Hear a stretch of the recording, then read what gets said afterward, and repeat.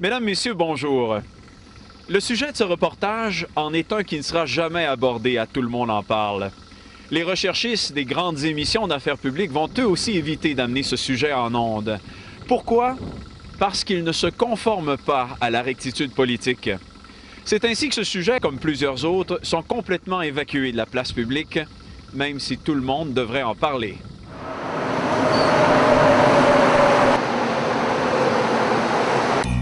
L'automne dernier, les usagers du métro de Montréal pouvaient croiser une publicité pour le moins douteuse, disposée bien en vue sur les quais de certaines stations ciblées. Intitulée « Au nom de l'amour », elle montrait une jeune femme à l'allure provocatrice, probablement une adolescente, tenant dans sa main un fusil imaginaire pointé vers le haut. Au bas, l'affirmation « Protège ton sexe », suivie d'une image de boîte de condom, venait compléter le tableau. Quelle sorte d'amour cette réclame propose-t-elle à nos jeunes? Et ces derniers adhèrent-ils à la vision que la publicité leur propose?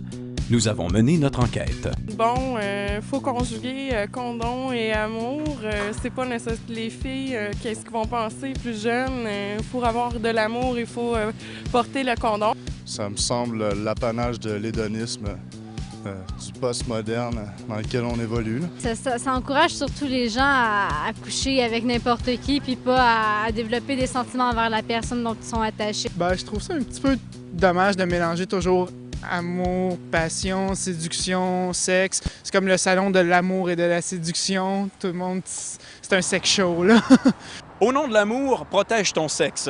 C'est en surface le cœur du message de cette pub. Mais qu'est-ce qui se cache derrière? Nous avons demandé à différents intervenants auprès des jeunes de se prononcer. Au nom de l'amour, protège ton sexe, lifestyle. Alors, il y a, je dirais, un message qui est comme implicite. Alors, il s'adresse à un homme, qu'il soit adolescent ou adulte. Alors, si tu aimes, tu vas protéger ton sexe avec un condom. Si tu fais ça, tu vas être responsable. Si tu ne fais pas ça, si tu ne protèges pas ton sexe avec un préservatif, donc tu n'aimes pas et tu n'es pas vraiment responsable. On s'aperçoit qu'il y a comme 3 mots qui ressortent, le mot amour, le mot sexe et le mot responsabilité, mais il est comme sous-entendu. De quel amour parle-t-on ici? Et ça, l'amour, je pense que nos jeunes peuvent le savoir, il peut se situer à différents niveaux. Il pourrait se situer strictement à un niveau sexuel, mais qui n'est pas personnel. Il peut se situer à un niveau pulsionnel, mais encore une fois, il n'est pas personnel. Alors, pour un disciple du Christ, lui, il ne peut pas désintégrer sexualité et amour. Il faut que l'amour soit vraiment personnel. Qu'est-ce que ça veut dire, ça, un amour personnel? D'abord, il y a une différence entre aimer le sexe opposé, puis aimer le sexe d'une personne opposée. Le message que ça peut transmettre à des jeunes, c'est que la sexualité se résume à l'application d'un condom pour se protéger. Ça lance un message vraiment très étroit de la sexualité chez le jeune, quand on sait que les jeunes ont besoin d'être éduqués au sens large de la sexualité et de leur identité en tant que personne.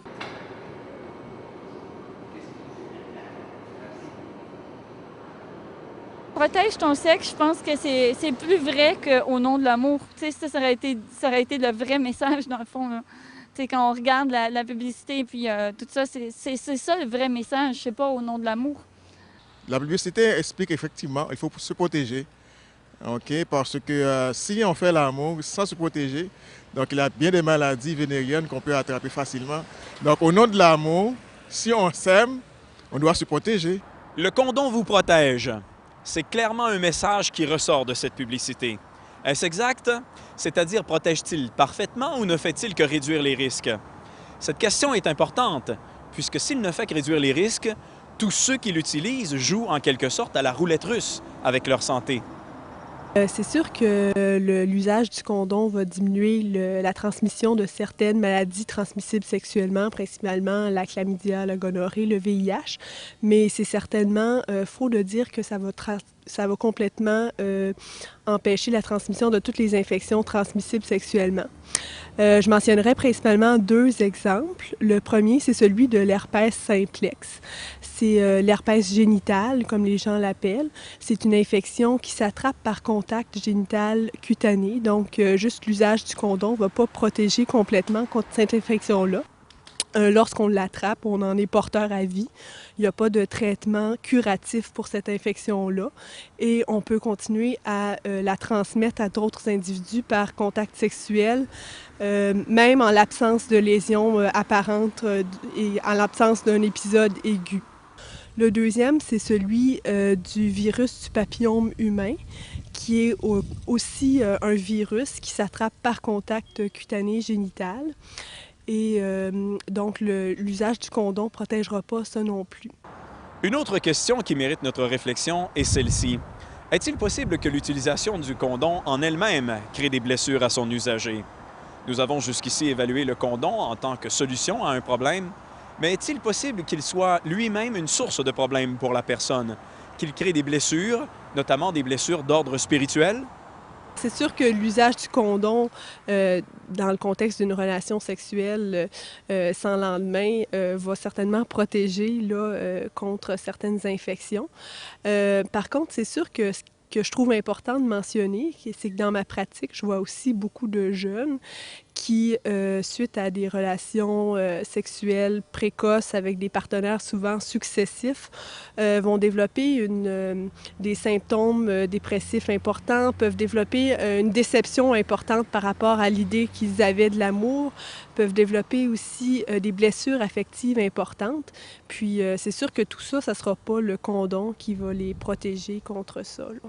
Malheureusement, ce qu'on voit, c'est beaucoup de jeunes de très bas âge qui ont une sexualité très précoce et qui se posent des questions très précises au niveau de leur sexualité et qui ont besoin de réponses. Et malheureusement, une publicité comme ça ne répond pas adéquatement à toute la gamme de questions que peut se poser un jeune.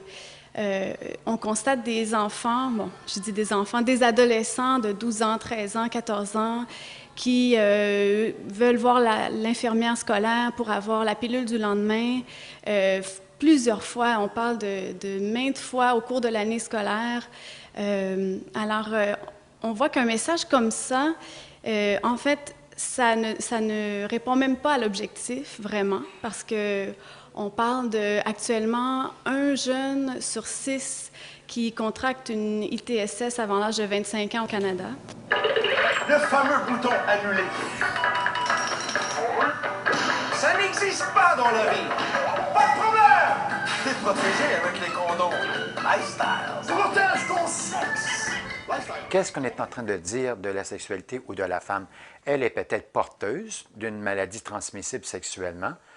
Si tu vas aller chercher le plaisir que tu vas aller chercher, très bien, mais protège-toi, protège ton sexe, protège ta sexualité.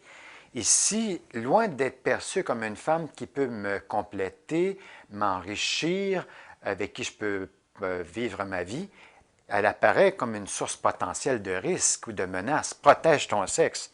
À moins que la menace ne se situe pas du côté féminin, mais du côté masculin. Toi, tu es porteur d'une maladie. La pire, on sait qu'elle continue à faire des ravages, le VIH. Mais est-ce que si tu es porteur d'une maladie transmissible sexuellement et qui peut être mortelle, comme dans le cas du VIH, est-ce que tu aimes vraiment la femme avec qui tu vas aller si que tu sais que toi, tu es porteur d'un virus? Si un homme est conscient qu'il est porteur d'une maladie transmissible sexuellement, quelle est la vraie responsabilité? S'il aime vraiment, il ne fera pas de mal à son prochain. Il va s'abstenir d'un acte qui pourrait transmettre soit une maladie ou pire, une maladie mortelle comme le virus du sida. Donc, il y a un risque dans notre société de croire que parce que je porte le préservatif, je suis donc un homme responsable et je ne contamine personne. Ce n'est pas tout à fait vrai. C'est sûr que le fait de devoir se protéger contre quelqu'un tout en étant quelqu'un qu'on aime, qui nous aime, c'est quelque chose qui est difficile à comprendre au niveau humain. Et je pense que c'est là-dessus que c'est problématique souvent. Parce que si on aime quelqu'un, on n'a pas envie de se protéger de cette personne-là. Cette personne-là ne devrait pas être un danger pour nous. Alors c'est sûr qu'il y a quelque chose de mensonger dans tout ça, là, mais ça remonte plus au niveau philosophique sur ce qu'est l'amour. L'amour véritable, Michel, c'est le don total d'une personne dans toutes les composantes de son être, dans un échange réciproque, mutuel. On ne se réserve rien. Si tu portes un préservatif, l'homme, il y a une partie du don qu'il pourrait faire à la femme qu'il ne donne pas, qu'il n'offre pas.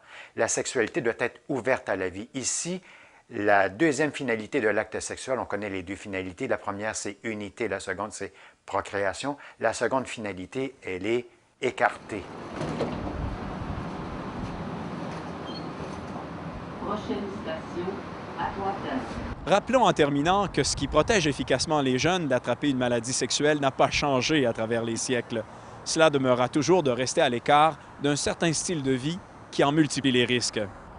Ce style de vie, vous l'avez deviné, est celui que notre société, à coût de millions de dollars, propose aux jeunes. S'engager dans des relations sexuelles aussitôt que possible, dès que l'on ressent un attrait sexuel pour quelqu'un, multiplier les partenaires et surtout ne rien faire pour contraindre la pulsion sexuelle. Pour un chrétien, il est constamment nécessaire de jeter un regard critique envers de telles publicités. Maintenant, faisons l'exercice ensemble. Comment réécririez-vous cette publicité? Au nom de l'amour? Je dirais, au nom de l'amour, change ton style de vie. N'achetez pas les condoms lifestyle. Choisis ton partenaire comme du monde. Au nom de l'amour, réveillez-vous, va te changer, puis reviens, je sais pas. Rhabille-toi un peu.